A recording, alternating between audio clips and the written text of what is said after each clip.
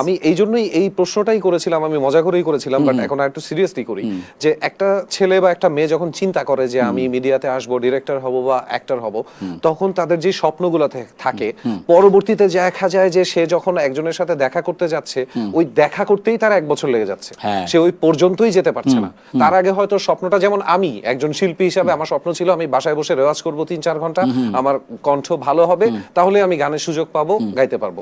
পরে জানলাম যে না, আরো অনেক কিছু লাগে, আনুষঙ্গিক অনেক কিছু যুক্ত হতে হয়, ফলোয়ার লাগবে, ইউটিউবে সাবস্ক্রাইবার লাগবে, এদিক থেকে ঠিক থাকতে হয়, ছবি দেওয়ার বেলাও চিন্তা করতে হবে অতিরিক্ত ক্যাজুয়াল ছবি যেন না চলে আসে, এগুলো তো আমরা অনেক সময় জানতাম না।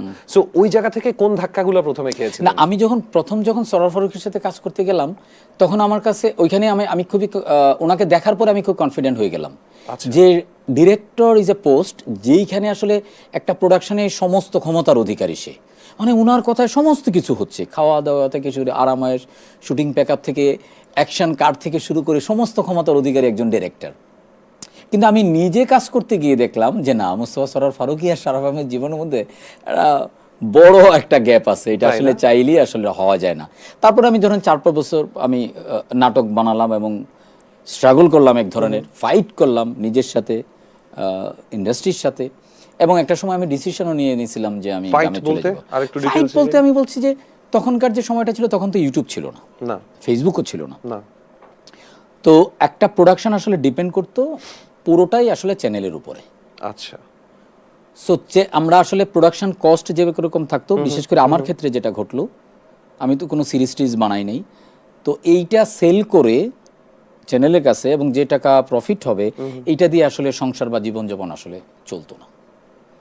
এই সার্ভাইভাল ইস্যুর কারণে আমার কাছে মনে হয়েছিল যে না, আমি আসলে ফিট না, যেটা একটু আগে বলছিলাম।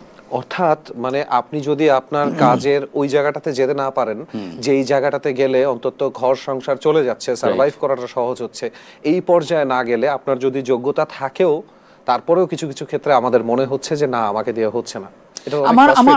আমার যেটা হলো কি, যে যেটা হলো যে যোগ্যতার চেয়েও বড় কথা হলো যে আমার প্যাশন। আমি তো আসলে এইটাই করতে চাইছি। আমি পড়াশোনা শুরু করছি, ইউনিভার্সিটিতে ভর্তি হয়েছিলাম, কিছুদিন পড়ছি, কিন্তু আমার কাছে মনে হচ্ছে যে ওইটা আমার জন্য রাইট প্লেস না। আমার কাছে মনে হচ্ছে যে এইটাই আসলে আমি করতে চাই।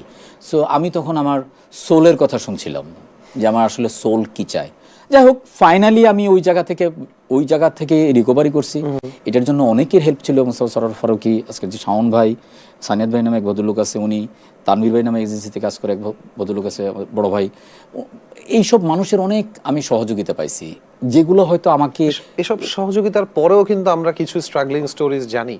হ্যাঁ, ওটা তো থাকবে, এটা প্রতিটা মানুষের থাকবে। একটু আগে লিফটের কাছে শুনছিলাম নাখালপাড়া থেকে উত্তরার একটা জার্নির ঘটনা আছে। হ্যাঁ, না, উত্তরার না, এটা হচ্ছে আমরা তখন, এটা খুব ইন্টারেস্টিং স্টোরি, একটু শুনি। সো এটা আমি তখন কাজ শুরুর দিকে একদম ছবি আলের, এটা 2002 সালের কথা।